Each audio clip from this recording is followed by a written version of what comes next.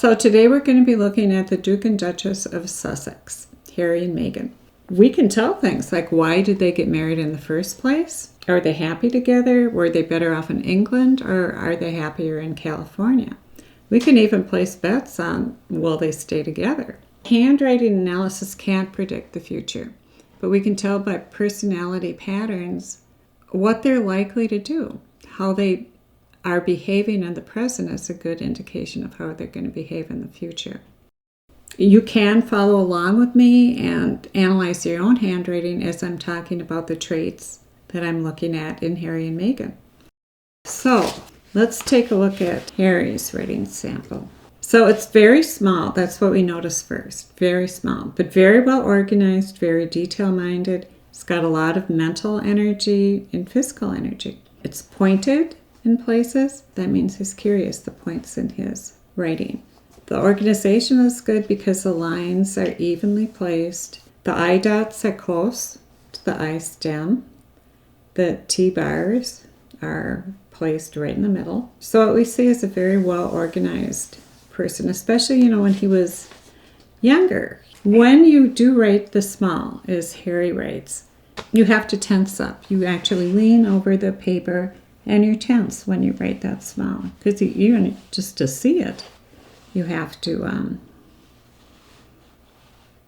tense up your pen and write small. When you sit back and you loosen up, the writing gets bigger. It's more flexible and looser. Seagram's, they looked at somebody from having 1 drink of Seagram's whiskey up to 7. It was nice and tight. And you see when the person has had 7 drinks, it's sprawled all over the place. So when a person relaxes even, the writing gets looser. So the smallness of the writing does indicate tension. As you can see in Harry's signature, he has an actual X through the downstroke of the Y. When he underlines the signature, it makes an X. And the X is indicative of actually being in mourning for someone. They're very much affected by their death. And most likely, of course, this is his mom. This came about a little bit later in life. The X really wasn't too prominent until, the past 5-6 years after he married. So now look at his mom, Diana's writing. Very rounded. So the roundedness is a nurturing capacity, just like an umbrella. She was just loving, protective, nurturing, loving mother. Just so capable of unconditional love, which she showered on Harry and William. Also, she was service-oriented, and that is seen in these dish-like connections to others. She did really like to be of service. It was in her character. So no wonder, Harry just loved her, and she was so capable of giving love, probably more than anyone else that he knew. And that's evident in the X in his signature, that he just misses her, and it affects everything he does. He just can't get over her death. Harry has a thread-like form, especially in his signature. Look, it looks like a thread. It's the most unique of all forms. In handwriting, it's seldom seen. With everything going on, Harry probably feels like the odd man out. He doesn't feel like he's understood, especially with his mom gone. And he can't really understand others too well, and he really doesn't want to anymore. He'd rather just stick his head in the ground. The survivalistic way to approach life is a little bit like a soldier crawling along the ground, not wanting to be seen, trying to hide from everyone. So, and true enough, he'll escape getting attention, but he also can't look up and see what's going on around him. So he misses opportunities. He misses ways to solve problems he has. He's kind of going through life trying to survive. Graphologists look for compatibility by looking for similarity. Everybody wants to be understood. So we're looking for similarity in writing patterns and evaluating them in terms of the similarity of personality and character so that we can be understood. A great example of compatibility in handwriting, for those of you who are a little older, Spencer Tracy and Katharine Hepburn. This is also kind of what we call scrawled or thread-like. handwriting. Very, very different from the norm. So they're going to feel apart from people too, just like Harry does. But when they came together, whoa, they finally felt understood. And that was it. Once they were together, they weren't going to part. So he wants to change, right? He wants to, at least he wants to actually get out from feeling bad. But it keeps him too safe. He just can't look up and seize the opportunity. So enter Meghan Markle. She can. This woman is enterprising, see what's going on. Her writing is much bigger. So Harry's, as you see, is teensy-tiny. Hers is, whoa, what's next? Slant to the right is leaning towards other people and into the future. And that she does. As she sees the opportunity, the writing is bigger, while his is more compressed. Okay, any loop means imagination. You can see Harry has not a lot of imagination at all. She is all imagination. It's, oh, wow, what can happen here? What can happen there? What can I take advantage of now? Which can be good in itself if used properly, right? The zones indicate where we use our imagination, or where we're thinking. The upper zone is abstract imagination. The middle zone is reality-based. And lower zones are practical imagination. Meghan has it throughout. She can think up new ideas. She has a great deal of abstract imagination. She can bring them about in the practical area and apply them in real life. She's good at this. One thing we do see in Meghan's handwriting is the trait of acquisitiveness. This is always defined in books on graphology. Acquisitiveness, the desire to obtain, is determined by initial hooks on letters or strokes, sometimes within the letter structure. The size of the hook indicates the importance of what the person wishes to acquire. And Meghan's hooks are huge, very large. She wants to acquire a lot. She wants fame, money, relationships. She wants it all. Generosity is seen in final hooks, what we give out. But with Meghan, the hook goes back towards itself. Remember, left is towards the self, coming back to yourself. Right is giving away. So she gives away, but then she turns all this back on herself, as seen in the writing here. Meaning, what she acquires, she wants for herself. What she wants, she might share, if she identifies with another person, and she does with Harry. Meghan writes uphand. She can see a rosy picture, and she can paint that rosy picture to others. She's enthusiastic. Her T-bars are long, meaning her will goes further than herself. Other people are willing to follow her. She gets so caught up in things, and she can paint the rosy picture, and she'll tell other people, oh, this is going to help you so much by this and that. And actually, it might be helping her too, but it will be helping the other person as she sees it, right?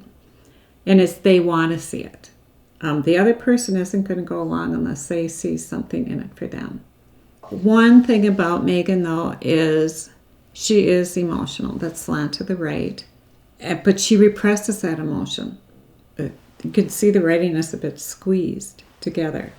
The upstroke on the M's and N's here means that the emotions are repressed. Could be negative, even positive emotions. But when she's under enough stress, she's going to pop. Her temper is going to let off. It's like a steam coming out of a kettle. The top is going to blow, and I'm sure it has blown with her.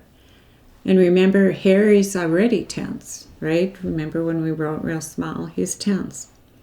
So when those two come together, tensions are going to fly. And Harry wants to escape. Maybe he'll try to escape from Meghan. You cannot diagnose through handwriting analysis. You just can't. But there are things that point in that direction. And if the person has come out and said that they've had problems with anxiety, and Harry has come out to say that he had difficulties with panic disorder, and I can see that in his behavior. And I also think he may have some difficulty with social anxiety disorder. And in my work as a clinical psychologist, I dealt mainly with people with anxiety disorder, specifically social anxiety and panic disorder. And I see that in Harry. You can't really look at handwriting and say, this person is extremely anxious to the point that they have a disorder. You really can't. But you can see some behavioral characteristics like that not wanting to be seen is a big one in social anxiety. People do not want to be seen because they can't stand the criticism. He does not want attention. Meghan loves attention. So most likely they got together because she loves it. He didn't want it. And he was in a position where he had to tolerate attention, right? So she would take that away from him. She would take that on. It didn't work as well as he thought because he was still in the limelight. But she did take some of the tension away, but mainly she showed him how he could escape. He didn't have to deal with Charles and Camilla anymore. And I have a feeling he could not stand that. He couldn't stand them being happy. I think Harry believes that had they not had that affair and Diana and his dad not gotten divorced, his mom would still be alive. Maybe the memoir is a way for him to get it out, hopefully one last time, so that he's not always so affected by her death. I don't think it's going to be about self-pity. There's no self-pity in his handwriting. But we do see that he's not looking all around, right? He's focused on what he already knows. And he's in America now, but is he really doing any better? I think when the tension between him and Meghan gets to be too much, he may want to leave her too. But we'll see. Anybody can stay together, but it's how much work do you want to put into it. Harry's saving grace is when he thinks about other people. And the Invictus games are just perfect for him because he's all out there. He's helping other people. He'll forget about himself. They could get this going on all continents. I mean, how wonderful thing that would be. And Meghan, maybe she just was not a good fit in the royal family. When I was a handwriting analyst doing consultations with businesses, I often worked in team building. And it wasn't so much that the person wasn't, good at his job or whatever. It's how he fit into the team and what was the purpose of the team. Well, Meghan was an outsider, right? She felt like an outsider. And she did not want to even fit into the team. People in the royal family do want to fit. She didn't.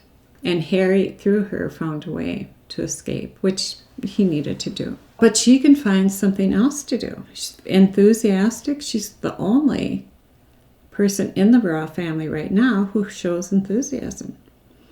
But, this tendency of hers to hit the ground running, it just doesn't add up in the royal family. They're very, almost a little stodgy in the way they proceed, and one step at a time. Well, Meghan is off running. She can use that in other areas of life, but maybe not in being a member of the royal family. As they go forward, they're going to have to be raising these two kids together by knowing their strengths and weaknesses. Even through handwriting analysis, or at least being open to them, they can do that in a much better way, much more positive. So we're at the end of Harry and Meghan, and if you would subscribe and comment below, I would love that. If you'd like to see more of the royal family or, whoever else you'd like to see, that would be great. I'm looking for any feedback to make the channel better for you guys. And I'll pick out what I believe is the most helpful comment and analyze that person's handwriting. We could even make that a separate video if you'd like. Okay, well, thanks.